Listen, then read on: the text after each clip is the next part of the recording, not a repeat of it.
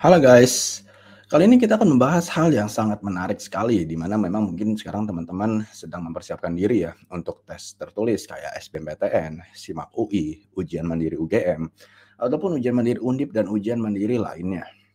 Nah, kali ini saya akan membagikan apa sih kesalahan-kesalahan yang memang biasanya sering terjadi saat kita sedang mempersiapkan diri untuk belajar tes tertulis ini. So langsung aja kita share screen dan biar teman-teman mendapatkan, insight yang cukup banyak dan bisa menerapkan dengan baik, teman-teman bisa tulis dan teman-teman setelah tulis nanti introspeksi, kira-kira saya salahnya di mana ya? Bisa nggak ya saya perbaiki dan sebagainya gitu ya. Well, saya memperkenalkan diri dulu sebelum saya masuk ke materi. Buat teman-teman yang mungkin belum tahu saya adalah Alvin, saya lulusan, hukum UGM di tahun 2013 saya lulus SMA dengan predikat juara umum waktu itu, karena nilai saya cukup baik ya selama SMA. Dan nggak cuman itu, saya juga menang banyak penghargaan lomba kayak OSN Ekonomi, lomba bisnis plan tingkat nasional, sampai bisnis plan syariah pun akhirnya saya juga menang tingkat nasional gitu. Hanya saja memang, dari semua prestasi saya tersebut, baik itu prestasi tingkat kota, provinsi, nasional, sampai juara umum, ternyata tidak membuat tidak menggaransi saya bisa lolos SNMPTN undangan, teman-teman. Dan ya, saya coba SNMPTN undangan ke Fakultas Hukum UI tahun itu 2013. Hasilnya maaf, Anda tidak dinyatakan lulus SNMPTN 2013. Di situ saya bingung ya, kok bisa ya udah juara umum, nilai bagus, nggak lolos gitu. Akhirnya yang saya lakukan, saya coba tanya teman saya, "Lu lolos nggak? Kamu masuk mana? Lu kemana?" Dan banyak yang cerita, "Gue masuk ke manajemen UI, Vin." Wih, keren fakultas ekonomi gitu kan. Gue ke komunikasi UI, gue ke komunikasi Unpad, gue ke akuntansi Unpad. Semua banyak yang lolos, tapi saya yang juara umum yang nomor 1 di sekolah, even sampai lomba tingkat nasional pun saya punya sertifikatnya, saya tidak dinyatakan lulus. Nah, dari situ saya akhirnya mencari tahu kenapa gitu. Karena memang ya untuk saat itu tidak ada penjelasan kenapa Anda ditolak gitu. Cuman dapat maaf Anda tidak dinyatakan lulus gitu. Saya cari tahu akhirnya saya mendapatkan insight bahwa saya punya kakak kelas dulu ya, yang dia itu lolos ke Fakultas Hukum UI lewat jalur undangan dan nilainya mungkin tidak setinggi saya kata guru BK waktu itu. Tapi dia juga dapat STAN, tes tulis STAN gitu kan, PKN STAN. Akhirnya ya STAN-nya diambil, hukum UI-nya dibuang. Tahun depan ya saya apply, saya di blacklist gitu. Jadi ya ya udah akhirnya saya di saat itu ya saya belajar untuk SBMPTN yang dari pengumuman jaraknya antara undangan ke SBMPTN itu sekitar 2 minggu, guys. Lalu minggu depannya tes SIMAK UI, minggu depannya tes UM/UGM. Hasilnya teman-teman bisa lihat di sini, saya lulus SBMPTN ke Fakultas Hukum Unpad Pajajaran Bandung, yang dia juga nolak saya waktu pilihan kedua, karena pilihan pertama saya Fakultas Hukum UI waktu itu. SIMAK UI saya dapat hukum reguler juga ya, yang dimana memang reguler ini adalah bisa dibilang jurusan yang paling ketat gitu ya, Fakultas Hukum UI reguler itu cukup ketat lah gitu ya. Lolos, ini juga nolak saya waktu SNMPTN undangan dan ya saya dapat juga ujian mandiri UGM ke hukum UGM reguler. Jadi semuanya reguler dan yang saya tahu semuanya dari tahun ke tahun selalu favorit UI, UGM, Unpad gitu ya, selalu favorit dan jurusan saya itu selalu paling ketat gitu. Nah, saya membagikan insight kepada teman-teman tentang kesalahan belajarnya gitu untuk mempersiapkan tes tulis. Dari mana insight ini saya dapat? Karena selama saya kuliah, saya tuh ngajar les, guys. Saya ngajar les dan itu berlangsung kurang lebih 4 tahunan saya ngajar les di Jogja gitu. Ya, dan ya saya ngajar les, saya ketemu banyak orang dari ada Sulawesi, ada dari Sumatera dan dari sebagainya gitu. Saya bantuin mereka buatin strategi, akhirnya mereka banyak yang lolos, guys, ke ITB, ke UI, ke UGM. Nggak cuma jurusan soshum, tapi juga termasuk jurusan yang kedokteran, saintek, karena strategi ini sangat sangat sangat sangat berguna sekali gitu. Ya, jadi teman-teman selalu perhatiin. Dan nanti di video yang lain saya membahas juga gitu, strateginya tuh seperti apa. Itu ada videonya di link description atau di card di atas ini ya. Nah, sekarang kita akan bahas kesalahannya apa aja sih gitu. Jadi nanti teman-teman setelah mendapatkan insight tentang kesalahannya, apa sih yang salah gitu. Teman-teman bisa mencoba mengurangi kesalahan tersebut. Nah, kesalahan pertama, Ini biasanya terjadi sama anak-anak IPA atau IPC ini. Di mana biasanya anak IPA ini, mohon maaf sekali ya, ini biasanya, saya nggak bilang semua loh ya. Biasanya anak IPA ini itu suka menyepelekan soal soshum, mapel sosial humaniora. Apa tuh soshum Mas contohnya? Ekonomi, geografi, mungkin kalau tes ujian mandiri ya, ada sosiologi dan pengetahuan umum. Ini sangat suka disepelekan gitu. Mereka menganggap bahwa dengan saya belajar fisika, kimia yang rumus-rumus susah itu gitu kan kata mereka.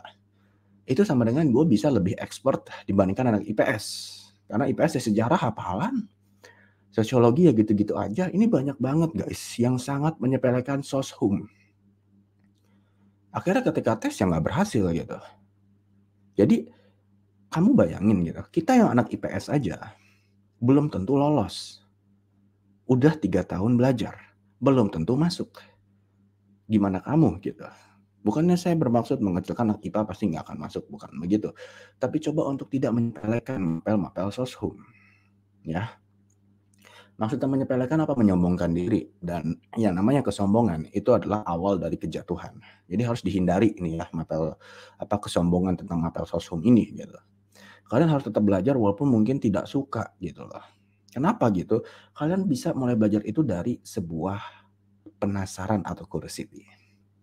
Ya, dimana memang kalau penasaran atau curiosity itu misalkan ya, apa ya inflasi, apa ya deflasi, Bu Sri Mulyani sering bilang nih saya nggak ngerti. Kamu mulai dari situ mulai cari tahu, apa itu inflasi, apa itu deflasi. Nanti kamu dalamin lagi tentang perdagangan internasional ekonomi misalkan.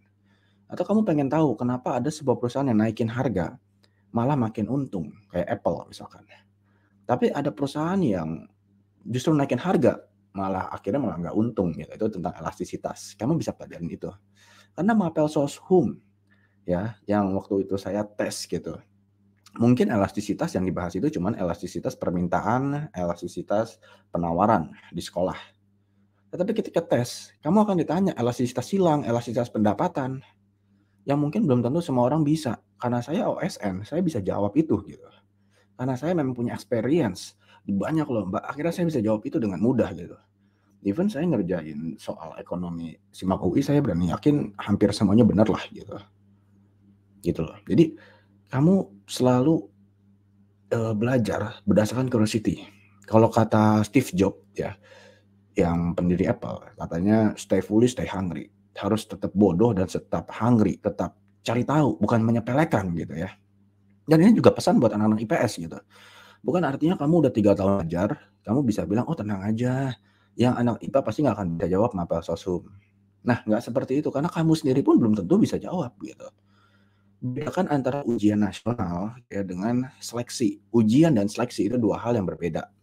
Seleksi itu akan ditanya secara dalam, secara apa ya, deep lah gitu, nggak cuma kulitnya aja. Kalau ujian mungkin cuma kulitnya aja gitu. Contoh, tadi ekonomi elastisitas. Contohnya lagi adalah yang mungkin yang deep lagi geografi. Mereka akan nanya secara deep. Sosiologi, atau nanti kalau kalian ikutan ujian mandiri ya, kan ada sosiologi, ada pengetahuan umum. Kalau Undip itu ada pengetahuan umum gitu. Nah, jadi pertama, jangan pernah menyepelekan mapel soshum. Yang kedua, ini biasa sering terjadi, di mana memang banyak banget orang-orang yang takut sebelum berperang. Jadi mereka masih kebawa trauma, di SNMPTN undangan tidak berhasil, akhirnya mereka jadi minder, akhirnya mereka menjadi menyalahkan dirinya sendiri, akhirnya mereka jadi takut sebelum berperang, khawatir nggak akan berhasil.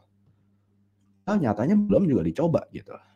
Jadi kayak jangan pernah takut sebelum berperang, tapi takut itu jangan dihadapi, jangan dilawan. Takut itu dijadikan teman, ya. Kamu takut nih, gue takutnya sama SBMPTN karena mungkin saya belum belajar fisika bab A, bab B, bab C. Nah itu kamu sadar, aware bahwa kamu kurang di sana, ya udah kamu pelajari gitu lah. Jelas ya, jadi takut ini dirangkul. Kalian mencoba merangkul rasa takut ini biar teman-teman jadi introspeksi. Kira-kira apa yang bisa diimprove gitu. Yang selanjutnya adalah tidak memahami rules atau aturan ujian. Ini sangat sering terjadi sekali di mana kebanyakan orang dapat soal langsung dikerjain. Nggak dibaca aturannya. Ini penting, walaupun mungkin aturannya sama tiap tahun, bahkan mirip setiap tahun, kamu harus baca. Biar apa? Biar kamu bisa menyusun strategi dengan baik. Apakah soalnya kalau kamu salah jawab minus atau enggak? Kalau dikosongin minus atau enggak? Dan sebagainya. Jadi Rules ini harus kamu baca. Di mana rules-nya ada? Ada 3 sumber rules, guys ya. 3 sumber rules. Satu website resminya, kedua adalah rules yang ada di kartu peserta, suruh bawa KTP atau sertifikat vaksin atau apa mungkin gitu ya. Dan yang ketiga adalah rules yang ada di lembar soal. Kalian harus baca itu. Investasiin waktu 1 sampai 2 menit untuk baca rules ini. Oke, 1 sampai 2 menit. Baca rules-nya ngapain nih. Pelan-pelan bacanya, nggak usah buru-buru. Oke, dibawa santai. Oke. Yang selanjutnya adalah terlalu memperdalam konsep tapi lupa sama memperbanyak latihan, guys. Ini sering banget kejadian ya, di mana memang orang terlalu banyak memperdalam konsep tapi lupa banget memperbanyak latihan. Jadi cuman belajar tapi nggak latihan. Padahal fungsinya latihan atau tryout itu apa sih? Untuk mengukur kemampuan kamu udah bisa mengerjakan soal sampai mana gitu. Bisa mengerjakan soal dengan waktu yang terbatas nggak? Bisa nggak mengerjakan soal dengan waktu yang terbatas, dilihat kemampuan kamu, dilihat juga kamu gugup atau enggak dengan dikejar-kejar waktu gitu. Karena gini ya, dari pengalaman saya, ketika saya mengikuti tes SIMAK UI dan ujian mandiri UGM maupun SBMPTN, saya berani kasih rating untuk soal paling susah dalam hal matematika menurut saya adalah SIMAK UI, menurut saya ya. Sementara untuk pelajaran sosum, yang paling susah itu SBMPTN, guys. Bukan SIMAK, bukan UM menurut saya. Ujian mandiri itu adalah ujian mandiri UGM, itu menurut saya ujian yang paling gampang. Sampai saya keluar dari tes ujian, kan kita tes nih. Terus habis itu selesai kita pulang kan. Kita diskusi lah dengan peserta lain. Kita tuh diskusi, kok gampang banget ya tesnya, gampang banget ya. Dan yang ngomong gampang bukan saya doang, semua orang ngomong gampang gitu. Kan jadinya saya insecure dong gitu kan. Kalau gua ngomong gampang yang lain susah, wah gua kayaknya masuk gitu kan. Tapi kalau misalkan yang ngomong gampang semua orang, wah ini berarti lawannya adalah waktu gitu. Karena ya kalau bukan lawannya waktu, apalagi karena semua orang bilang gampang gitu kasarnya ya. Walaupun memang saya belum pernah riset secara deep gampang susahnya, tapi ini perspektif saya gitu. Jadi kenapa kamu harus bisa yang namanya memperbanyak latihan juga? Ya ini gitu. Kamu bisa jadi tahu penggunaan waktu dengan baik gitu ya. Ini yang kelewat nih satu. Nah ini, yang satu lagi adalah terlalu banyak tryout atau latihan tapi lupa konsep. Ini kebalikan dari yang tadi ya, di mana memang banyak orang yang akhirnya terlalu banyak tryout atau latihan, tapi lupa memperdalam konsep. Sehingga apa? Sehingga dia cuman hafal jawaban tryout. Itu yang jadi masalah. Harusnya adalah setelah tryout kamu tahu nih, oh ternyata bab katakanlah bab logaritma matematika. Gue kurang nih. Ya udah kamu perdalam itu gitu kan. Bisa tuh seperti itu. Dan ingat, dalam hal tryout dan memperdalam konsep harus seimbang.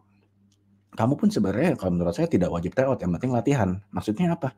Maksudnya adalah coba kamu juga investasi beli buku.